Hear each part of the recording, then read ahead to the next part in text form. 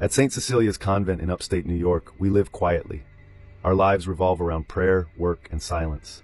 We keep to a schedule shaped by the hours, not by convenience. And we don't keep many mirrors, just the ones necessary for hygiene. Not out of superstition, but out of humility. Vanity has no place in the cloister, but we each have a small one, tucked behind the closet door in our cells. It's enough for brushing one's hair, ensuring one's veil is straight, or adjusting the collar of the habit. That's all it's meant for. This happened in the winter of 1996. I had been professed nearly 10 years by then. A difficult season. Several of the older sisters were ill, snow came early and heavy, and we'd recently lost our beloved Mother Benedicta. The house felt quieter than usual. Not mournful, just still. I remember the night clearly. It was just after Compline. Lights out at 9. I'd stayed up a few minutes longer in my cell, brushing my hair before placing my coif back over it. I was preparing for bed as usual, methodically, reverently. That's when I saw her, in the mirror, standing just behind my shoulder, slightly to the left. A sister. Silent. Still. At first I thought it might be Sister Anne, our infirmarian. She sometimes checked on us if someone had coughed or stirred too much during night prayers. But when I turned, there was no one. The cell door was closed, no sound, no footsteps, no presence in the room. But what I remember most clearly wasn't her face. It was the habit. It wasn't ours. We wear a simple black tunic, white coif, and a black veil with a narrow white trim. Our community follows the rule of St. Benedict, with some adaptations from the 20th century approved by the bishop after Vatican II. But the habit in the mirror, the one the other sister wore, was older, heavier, wool, it looked like, with a deep scapular and wide sleeves. A rope cincture instead of the cloth one we use now.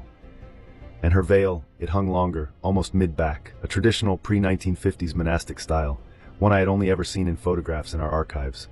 I didn't feel fear, but I did feel watched, not threatened, not mocked, just gently observed. I sat on the edge of my bed and prayed the Memorare. I didn't look back in the mirror, not that night. The next morning I told no one. Not out of secrecy, but because we are taught to test all spirits, not to seek signs, not to assume. I simply went about the day, chapel, breakfast, work assignment. Later that week, while assisting in the library, I came across an old black and white photograph tucked inside the back of a book on the early days of our convent. It showed 7 sisters standing beside the original chapel, sometime in the 1930s.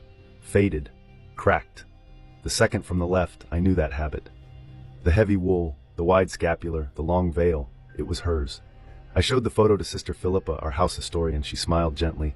That's Sister Magdalene. She entered in 1924, one of the first here, taught Latin until she died. They say she never missed morning prayer once in 41 years. She died in that very hall, 2 doors down from my current cell. Natural causes, a faithful death.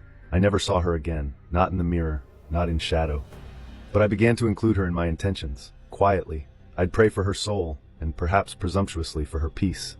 And every so often I wondered, was she checking in, watching over the house she helped build brick by brick and prayer by prayer, ensuring we still followed the rule, kept our hours, held our reverence? I don't know, but I believe this. Those who live their lives in complete devotion don't always leave abruptly.